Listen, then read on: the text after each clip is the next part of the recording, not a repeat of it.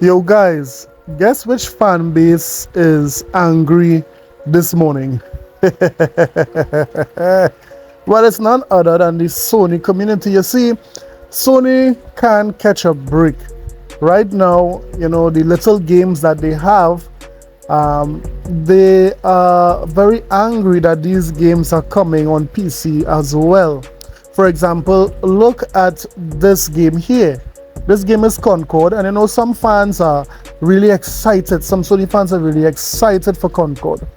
But upon finding out that this game is also coming out on PC, well, some fans are livid. Horizon Zero Omega tweeted, "These four traitors of PlayStation are ours, liars, deceivers, hustlers. They're playing PlayStation gamers, taking advantage of our goodwill, trying to break down the exclusive proprietary PS ecosystem for PCers. The dark web will deal with these traitors, Yoshida, Totoki, Jim, and Herman." Crack, don't you? You smoke crack, don't you? Look at me, boy. Don't you smoke crack? Yes, sir. You know what that does to you? Huh? No, sir. It kills your brain cells, son. It kills your brain cells.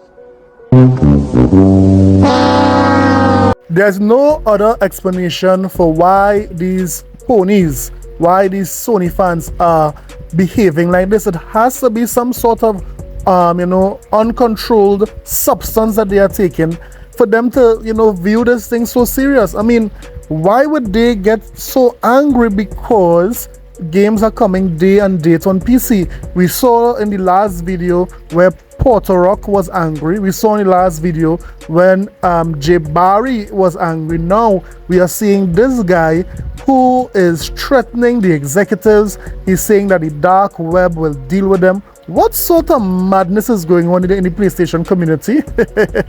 But it's not only, persons are angry in the PlayStation community. We even have some doubters. There are some guys like MBG really doubting PlayStation strategy. Sony will announce stuff when they're ready. They will. It's as simple, I learned this the hard way last year, dude. Yeah, boy. Even after the showcase last year, I still wanted to believe there's going to be a second showcase. There has to be.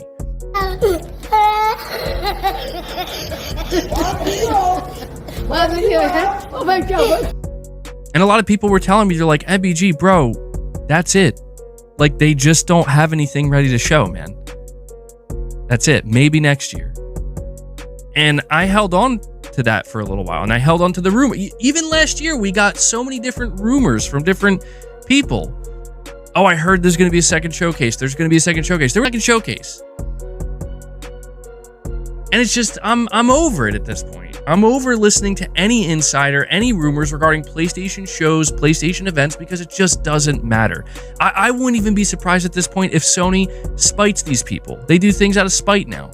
You get an insider that leaks a correct date for a show, Sony will delay that shit by a week just to spite that person. I'm just kidding, of course. I don't know if Sony would ever do that, but it's frustrating, man. It's frustrating. Oh, I'm sorry, MBG. You guys are frustrated. But guess what?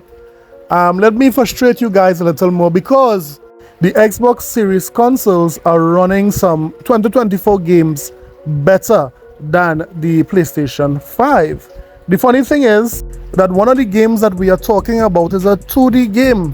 Are you telling me that the PlayStation 5 cannot run a 2D game at a solid frame rate? What's really going on here? We'll talk about that. We'll also talk about how Nintendo is basically beating Sony or coming and going when it comes to, Japan, and why Sony should be afraid of the Switch 2. So we'll talk about all that and more. So you know what? Let's get it. This is a sickness. Let's get it. First up, we have a new segment. Now you know gaming history, brought to you by the subscribe button. If I was to ask you what was the first video game, what would you say? Well, the answer is Tennis for Two. Yes, Tennis for Two was the first video game ever created. It was made by one William Higginbotham, and he designed this game from a computer and an oscilloscope. So the next time you play your AAA game, don't forget to remember where it came from. It came from the very first game, Tennis for Two. That was brought to you by the subscribe button. So subscribe for more historical gaming facts. Now, let's get back. So first up, we have one of the first games released for this year, and that is Prince of Persia: The Lost Crown. You see, this game is doing very good critically amongst fans and so forth. Right now, it's sitting at an 86 on Metacritic. Not only that, this game, it looks absolutely fire. It's fast-paced, it's smooth. You can do some sick combos. This game is really a good game. Some is even saying it's one of the best Metroidvania style game made in a while. Now the thing is, this game has been released on all the consoles, the Nintendo Switch, the Xbox Series consoles, and the PlayStation 5. No doubt we would see or compare how it runs among the consoles. But guess what? Guess which console is running this 2D game the best out of the lot?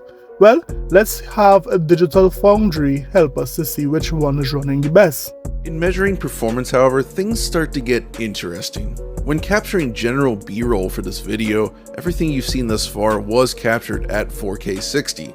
And yeah, both consoles deliver a near perfect 60 frames per second experience. But thankfully, we recently acquired a capture card capable of accepting 4K input at 120 frames per second, so we can actually measure this game properly. Both PS5 and Xbox Series X deliver a frame rate near the 120 frames per second line during gameplay, but in this case, the Series X does a better job sticking to that line. The PS5 version is less stable overall, as you can see from the graph here. Cutscenes drop further even, and Xbox retains a greater advantage in these sequences. Hold up. Wait a minute. Something ain't right.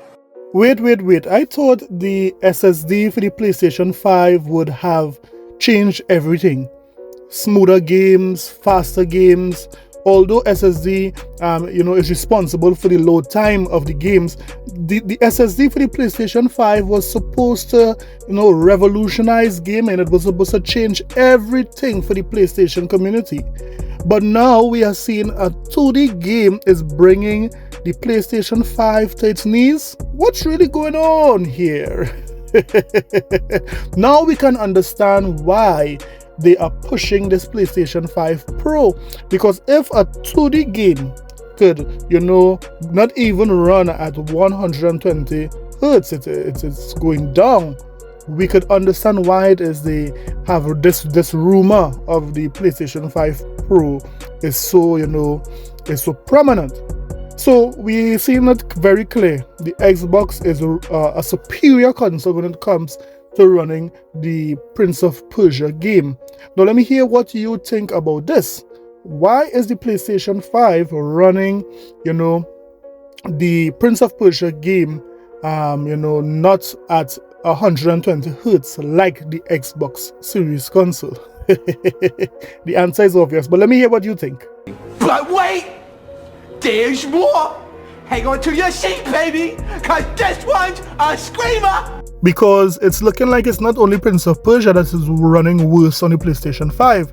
There is another game that is running worse on the PlayStation 5, and this game is a multi-plat or online game.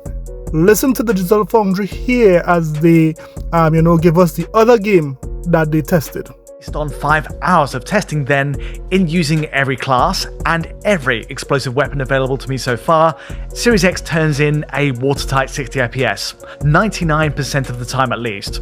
Last up, of course, is the PlayStation 5 version, which, much like Series X, has no problem hitting 60 FPS most of the time. Across every stage, it's typically a consistent performer.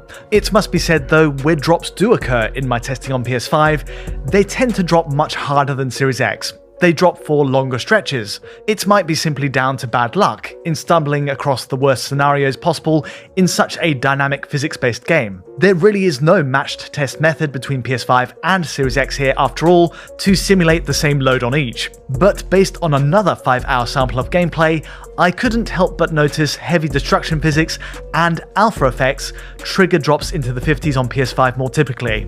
These drops also do not resolve back to 60 FPS quickly as they do on Series X. In the current build at least, they tend to linger for as long as you keep the destruction in view.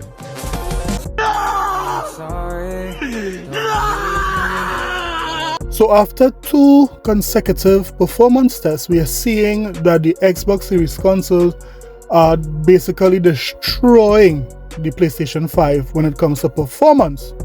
So now we understand why it is Sony needs that Pro console, because it's simply the fact the Xbox Series X is simply, a marvel when it comes to power, when it comes to performance.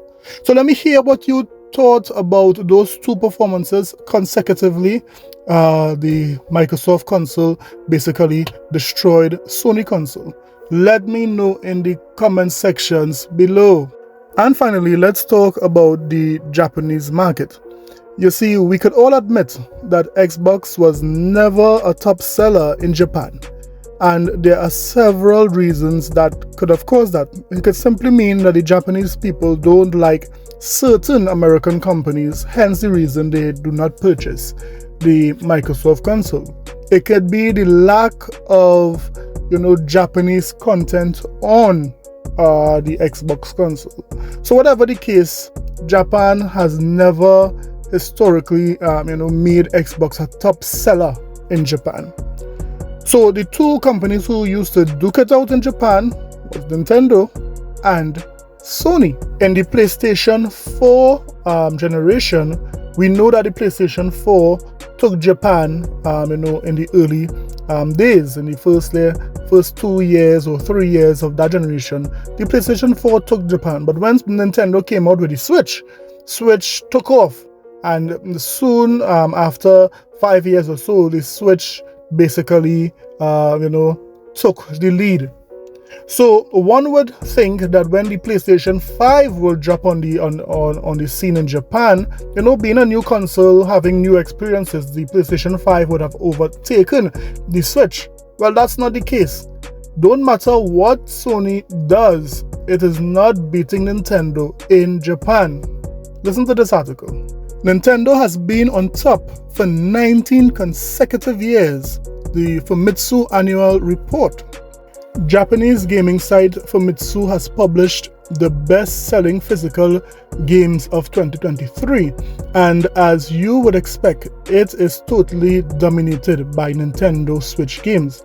The best-selling game in the land of the rising sun in 2023 was The Legend of Zelda Tears of the Kingdom, selling 1,929,603 physical copies, and it's followed up the magnificent Super Mario Bros. Wonder, which shifted 1,549,401 copies. Nintendo has ruled the roost for 19 consecutive years, basically since 2005. Hence, and then they went on to show that every game that made the top 10 lists for the best-selling games of 2023 were Nintendo games.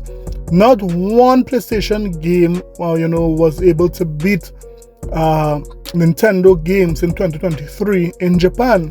And this is the scary part. This is where Sony is shaking in its boots. You see, if the Nintendo Switch was able to do this with, such a weak console, what would happen when the Nintendo Switch 2 comes, or when the Nintendo Switch Pro comes?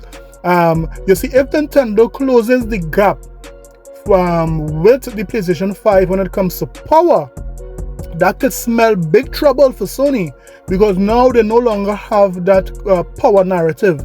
If Nintendo does what they're supposed to do and close that power gap, they could put the final nail in the coffin for Sony in Japan. Well, let me hear what you think about all of this. Do you think that Nintendo could continue to dominate in Japan? Do you think Microsoft could gain some headway in Japan? What about the news that Xbox performed better when it comes to the multi-plats games? Let me know what you think about all this and more. Don't forget to like and subscribe for more videos. I'll see you guys in the next one. Later.